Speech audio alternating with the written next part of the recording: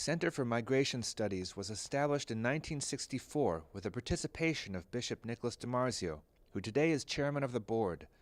Not only does CMS illuminate and educate about today's most pressing immigration policy questions, their extensive records open a window on previous times in history when the United States wrestled with similar questions.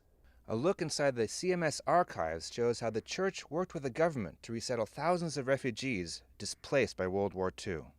These people were being helped by the National Catholic Welfare Conference, Bureau of Immigration, New York Port Office. Just before they got off the boat, each person would be tagged with a tag that looks like this on this person, see NCWC on the person.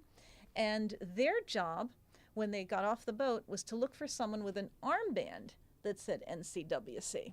These refugees were among 800,000 who received welcome on their arrival, thanks to executive orders and legislation that was passed despite political challenges familiar to us today. Some of the questions were the same sort of questions. You know, these people aren't going to be real Americans. They're going to be spies and saboteurs. The NCWC tried to address them by showing people, literally showing them with pictures. These people look like you.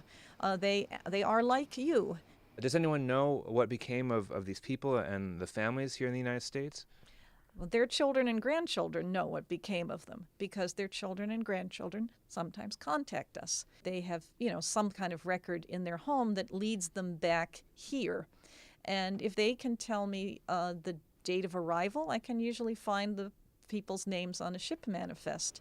Mary Brown hopes more of the stories of migration in these archives will be brought to light by researchers and journalists so they can give a much-needed perspective on today's fears of accepting more refugees. We're the ones with homes. We're the ones who are settled.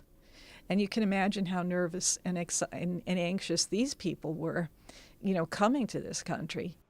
In Manhattan, for Currents, I'm Konrad Aderer.